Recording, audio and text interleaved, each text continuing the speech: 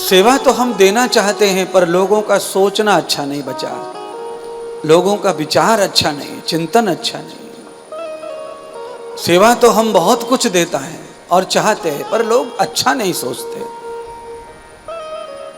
सेवा करते हैं, सेवा लेते हैं और फिर उसको ऐसे बखानते हैं जैसे कि मानो सेवा नहीं, उन्होंने पता नहीं कितना काम क्या कर दिया। और हर सेवा का अर्थ सारी दुनिया अच्छा नहीं निकालती है। इसीलिए कुछ सेवाएं संसार में ऐसी हैं जो गूढ़ हैं, जिनको हमेशा गूढ़ रखना चाहिए, कभी सेवा बतानी नहीं चाहिए। जो सेवा हमें प्राप्त हो गई है गुप्त रूप से, जिस सेवा की महिमा शास्त्रों में लिखी है, वह सेवा गुप्त रखो, उसी खुशी में मत बताओ, प्रशंसा में मत बताओ। वो सेवा सेवा नहीं रह जाती, फिर वो बहुत बड़ा आडंबर बन जाती है और बाद में साधु के लिए वो दुखदाई हो जाती है, साधु के गले की फांसी बन जाती है,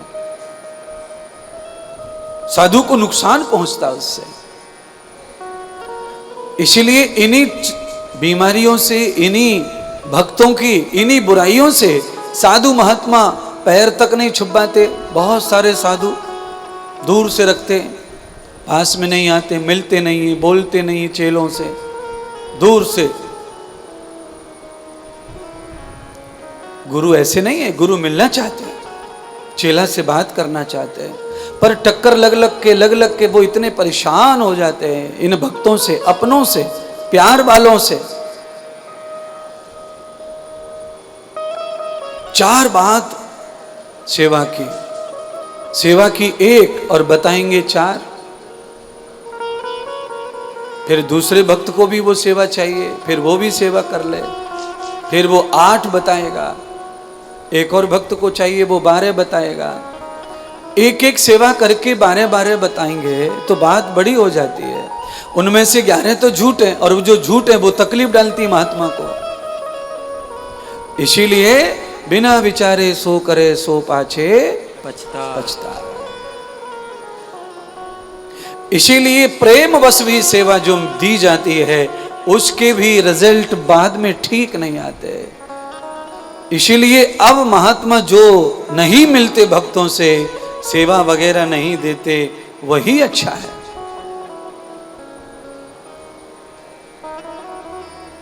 पर फिर सेवा की महिमा बता के फायदा क्या कथा में?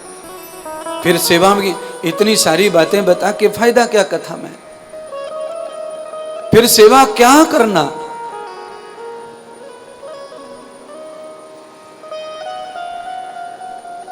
एक भक्त ऐसे होते हैं जो सेवा करते हैं, जो सिर्फ अपना सौभाग्य मानते हैं। उस सौभाग्य को वो दुनिया में बांटना नहीं चाहते, मौन कर लेते हैं। वो भक्तों को हमेशा सुख मिलता है, कल्याण मिलता है, और वो अनंत सेवाएं हमेशा ही अनंत काल तक उनको प्राप्त होती रहती हैं। और कुछ लोग ऐसे हैं कि जो सेवा उन्हें प्राप्त हो गई, जो प्रेम प्राप्त हो गया, जो सुख प्राप्त हो गया, उस सुख के लिए वो हमेशा ऐसा सोचते हैं, बस ये तो मेरा है, इस पे अब किसी का अधिकार नहीं है। ऐसा जो सोचते हैं वो महामतलबी, महास्वार्थी हैं, और वो अंदर से बाहर से कहीं से भी अच्छे नहीं हैं। उनमें एक भी अच्छा ही नहीं है। वो खुद बुराई का ढेर है और अच्छाई दिखाते फिर रहे हैं। अच्छाई दिखाने से काम नहीं चलेगा बंधुओं। आप कभी भी कोशिश करना, कभी देखना, कई चीज़ों को आपके घर में जो दरवाज़ा लगता है पिलाई का, पिलाई बोर्ड का, आप कभी पिलाई बोर्ड को फाड़ के देखो, उसके अंदर दुनिया भर का कचड़ा निकलता है। और बाहर से आप जब पिलाई को देखते हैं बाहर से, तो वो एकदम ब्यूटी दिखती है, एकदम चकाचक दिखती है। इतनी सुंदर सुंदर डिजाइन कि देखते ही मन उब जाए, मन आ जाए लेने के लिए, खरीदने के लिए, पाने के लिए। और उसके अंदर क्या है? कचड़ा भरा है, टुकड़े भरे हैं, खदड़ा भरा है, न जाने क्या क्या प्रेस किया हुआ है। ऐसा संसार में भगत भी है।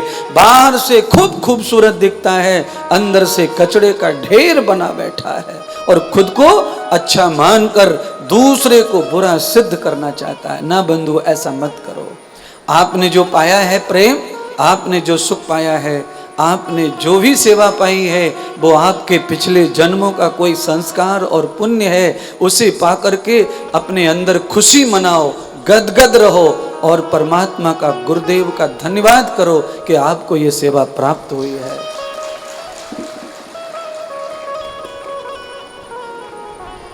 गंगा मैया वही तो कह रही है,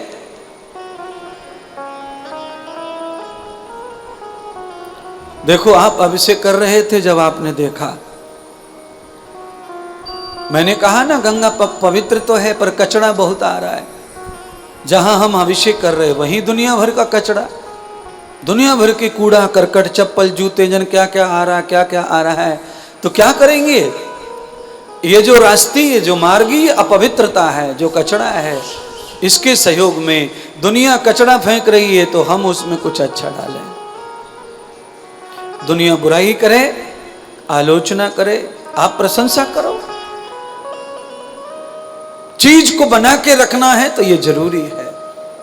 गंगा में कोई कचरा डाल रहा है तो तुम गंगा को पवित्र करो, उसकी स्तुति करो, उसको साफ करो, उसमें दूध डालो, उसमें सोना डालो, उसमें केसर डालो, उसमें पवित्रता ही पवित्रता डालो। आपको जो अच्छा लगे वो पवित्र करो।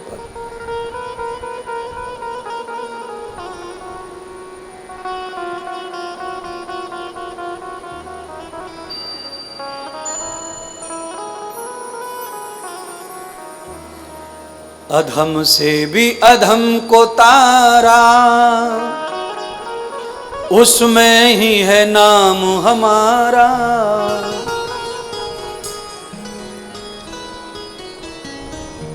चाहे भार समझ के रख लो, मुझे अपना दास बना लो।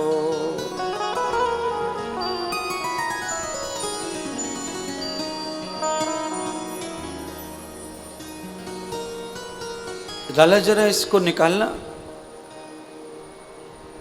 जिस भजन में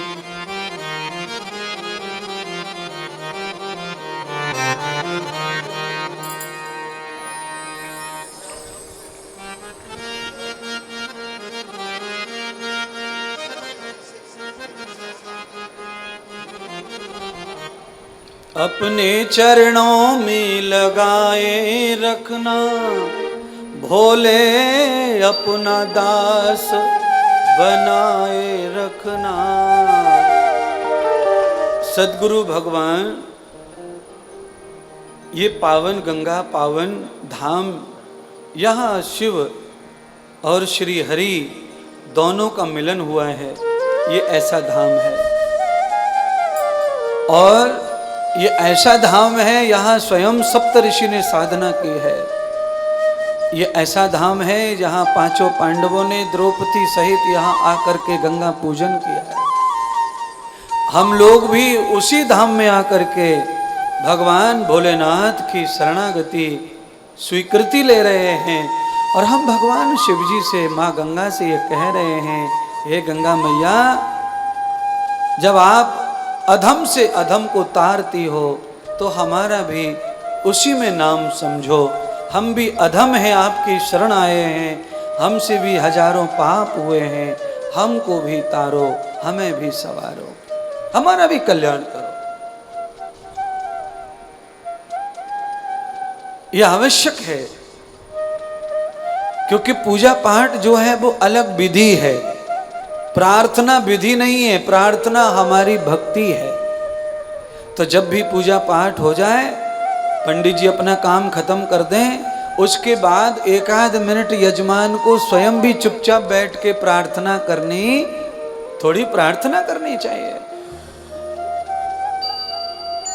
देवता से।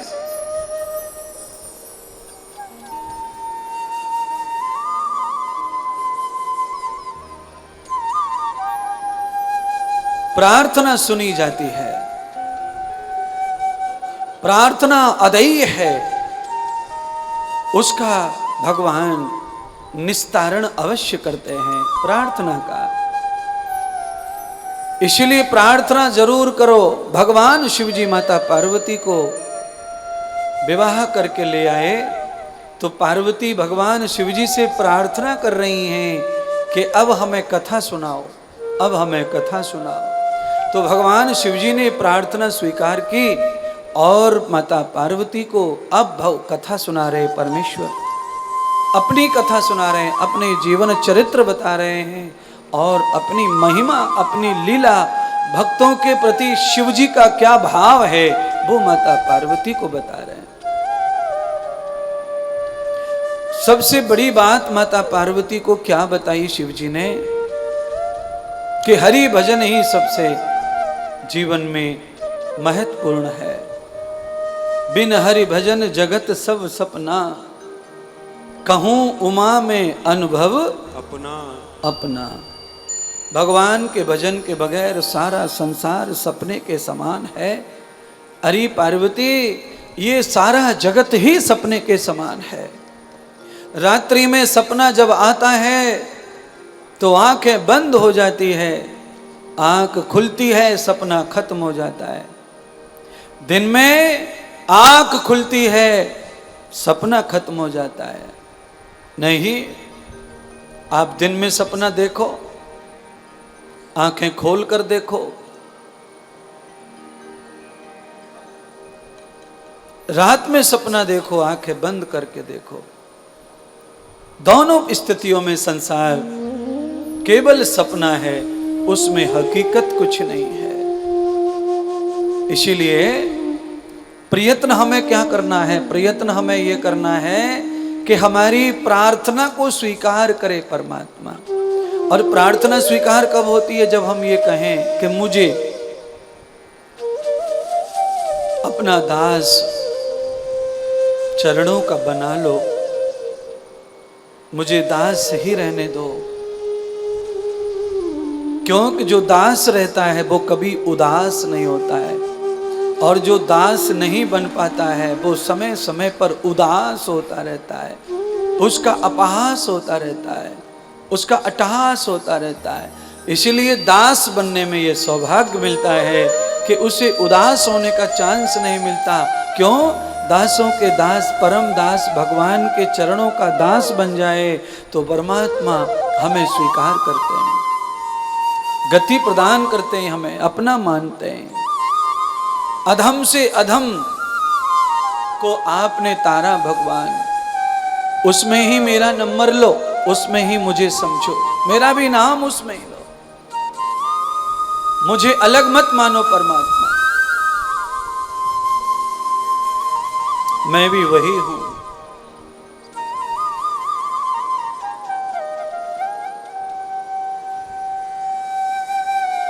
और उसी भाव को रख करके इस पंक्ति को गुनगुनाओ मेरे साथ में। जिसके हृदय में भोले बंद है, जिसके हृदय में भोले बंद है, उसे हरदम आनंद ही आनंद है। जिसके हृदय में भोले बंद है, उसे हरदम आनंद ही आनंद है। वैसे में गीत तो दूसरा गाने वाला था, पर वो बिगड़ गया मामला।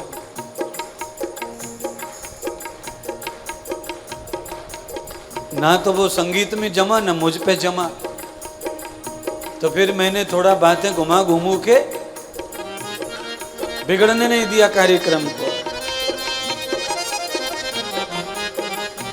दूसरा भेज दिया भगवान ने पंक्ति, उसको गाओ।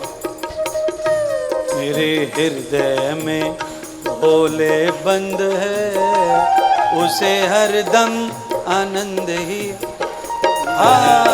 जिसके हृदय में भोले बंद है, उसके घर में आनंद ही आनंद है। उसके हृदय में भोले बंद है, जिसके हृदय में भोले बंद है, उसे हरदम आनंद ही आनंद है, उसे हरदम आनंद ही आनंद है। हाँ, जिसके भोले जिसके हृदय में भोले बंद है, उसे हरदम आनंद ही आनंद है। जिसके हृदय में भोले बंद है, उसे हरदम आनंद ही आनंद है।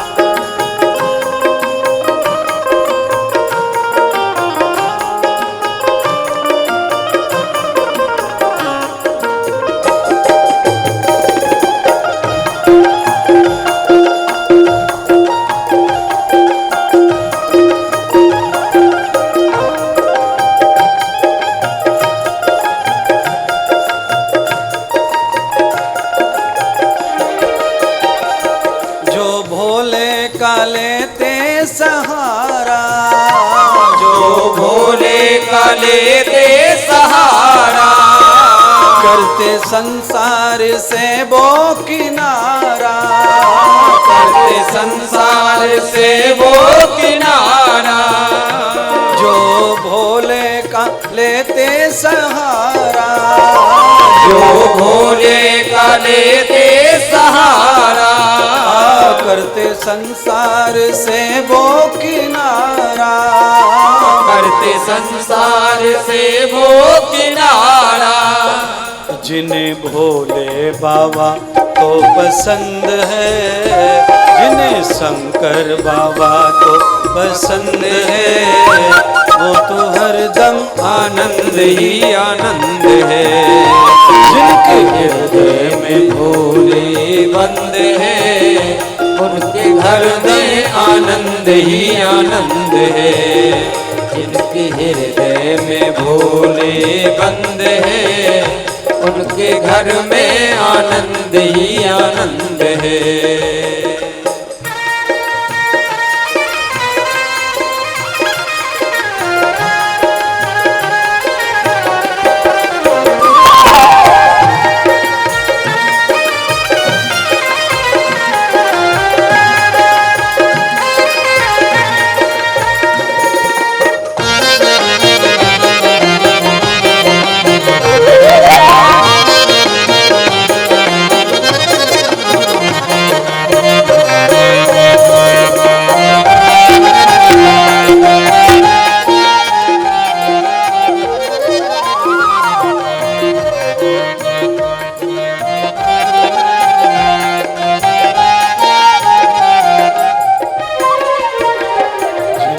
हृदय में भोले बंद है, जिनके हृदय में भोले बंद है, उनको हर घड़ी आनंद ही आनंद है, उनको हर घड़ी आनंद ही आनंद है। ओ उनको हर घड़ी आनंद ही आनंद है। ओ उनको हर घड़ी घड़ी आनंद ही आनंद है। उनको हर घड़ी आनंद ही आनंद है। उनको हर घड़ी आनंद ही आनंद है। नमः पार्वती पतये हर हर।